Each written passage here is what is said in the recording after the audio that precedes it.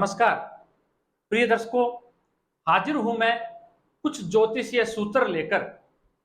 प्रिय दर्शकों, अगर आप जन्म कुंडली अध्ययन का कार्य करते हैं या आपकी ज्योतिष में बेहद रुचि है, आपको ज्योतिष में आनंद आता है, तो आज ये सूत्र आपको बेहद आनंद देने वाले रहने वाले हैं।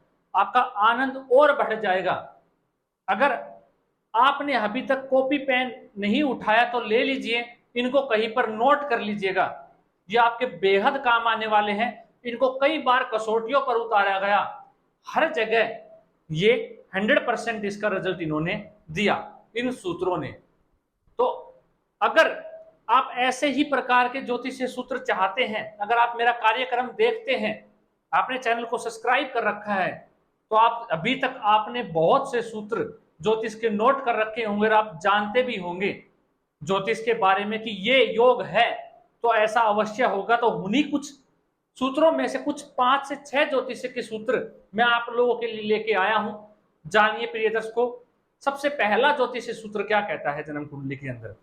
अगर धन भाव का मालिक, अब आप ये सब तो जानते ही हैं कि धन भाव का मालिक कौन सा। अगर आप मेरे निरंतर कार्यक्रम देखते आ रहे हैं, अगर धन भाव का मालिक धन भाव में ही हो, धन भाव का मालिक धन भाव में हो, लाभ भाव का मालिक धन भाव में हो, लाभ भाव का मालिक धन भाव में हो और लग्नेश जाके लाभ भाव में बैठ जाए, जो लग्नेश है वो जाके लाभ भाव में बैठ जाए। सबसे पहले प्रिय दर्शकों एक बात जान लीजिए, ये मेष से लेकर मीन कोई भी लगन हो सकता है, किसी में भी ये सूत्र आपको मिल सकते हैं घटित होते।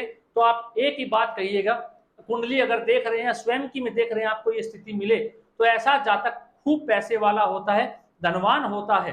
जो उसके द्वारा अर्जित धन है उसको वो स्वयं नहीं खाता, उसकी आने वाली कई पीढ़ियां उस धन का भोग करती है। अगर जिस भी जातक की कुंडली में योग है, धन भाव का मालिक धन भाव में, लाभ भाव का मालिक धन भाव में और लग्नेश लाभ भाव में जाके बैठा हुआ है, तो आप आजमा लीजिएगा इस सूत्र को। 101% घटित होता हुआ मिलेगा। ऐसा जातक इतना धनवान, कुबेर के समान उसके पास धन होता है और उसकी आने वाली कई पीढ़ियां उस धन का भोग करती है। अगला जो सूत्र है प्रिय दर्शकों, गुरु ग्रह लगन में जाके बैठ जाएं और सप्तम भाव में शनि जाके बैठ जाएं। गुरु ग्रह लगन में जाके बैठ जाए, सप्तम भाव में शनि ग्रह जाके बैठ जाए, तो ऐसा जातक वायु विकार से पीड़ित होता है। जातक हो या जातिका, उसको पेट में संबंधित वायु विकार की समस्या उसके जीवन में बनी रहती है। गैस से संबंधित वो पीड़ा में रहता है आजीवन। आजमा लीजिएगा चाहे प्रिय दर्शकों।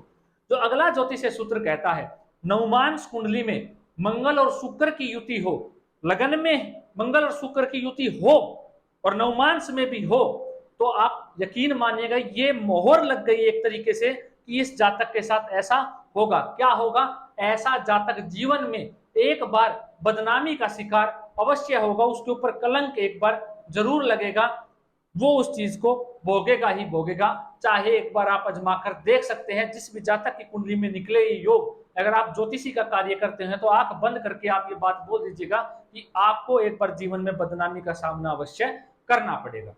अगला सूत्र कहता है प्रिय दर्शकों, अगर बुध ग्रह लगन में जाके बैठ जाए, बुध ग्रह लगन में जाके बैठ जाए, किसके साथ? छठे भाव के स्वामी के साथ या अष्टम भाव।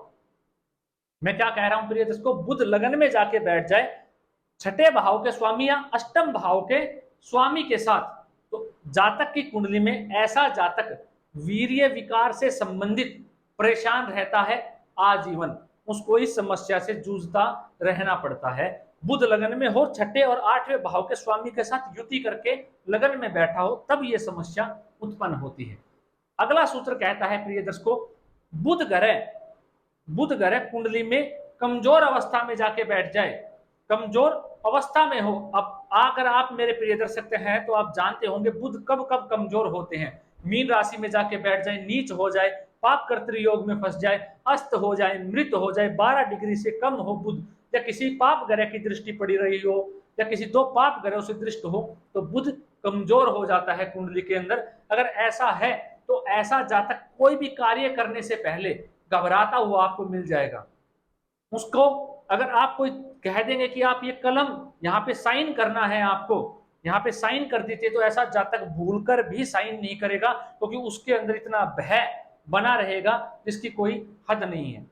ऐसा जातक दिमागी तौर से कमजोर हो जाता है प्रिय दर्शकों। वहीं अगला सूत्र कहता है, अगर 12वें भाव का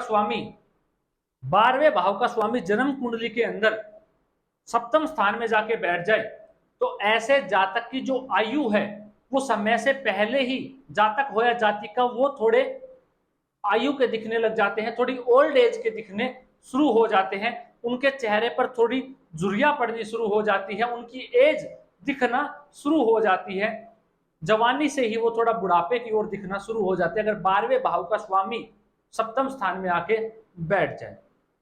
आशा करता हूं प्रिय दर्शकों, ये सूत्र कहीं ना कहीं आपने नोट कर लिए होंगे। और अगर आप नए दर्शक हैं, क्योंकि YouTube ही एक ऐसा प्लेटफॉर्म है जहां हर दिन ज्योतिष से संबंधित नए नए दर्शक आते रहते हैं, क्योंकि ज्योतिष में जो मैं देख रहा हूं आज के समय, इतनी रुचि हो गई है सभी लोगों की, सब लोग ज्योतिष जानना चाहते हैं। वही कार्य मैं करना चाहता हूं, मैं आप सब लोगों को ज्योतिष सिखाना चाहता हूं। आप जानना चाहते हैं, मैं सिखाना चाहता हूं, लेकिन वो कब पॉसिबल हो पाएगा, जब ज्यादा से ज्यादा लोगों तक मैं पहुंच पाऊंगा। अगर कोई नई दर्शक है, उनको ये चीजें समझ में नहीं आ रही, तो आप कमेंट करके मुझसे पूछ सकते हैं, या आप चैनल को सब्सक्राइब करके पूर्व के कार्यक्रम देख सकते हैं, जिससे आपको यह पता चल जाएगा कि किस भाव को कौन सा भाव कहा जाता है, कब कौन सा ग्रह कहाँ हो, तो उसका ये विचार होंगे। बहुत कार्यक्रम बनाए हुए हैं प्रिय दर्शकों, और रोजाना नए नए आते रहेंगे आपके लिए। आज के लिए इतना ही, इजाजत दीजिए, मुझे मिलता हूं कोई ऐसा ही अद्भुत और नया कार्यक्रम लेकर। नमस्कार।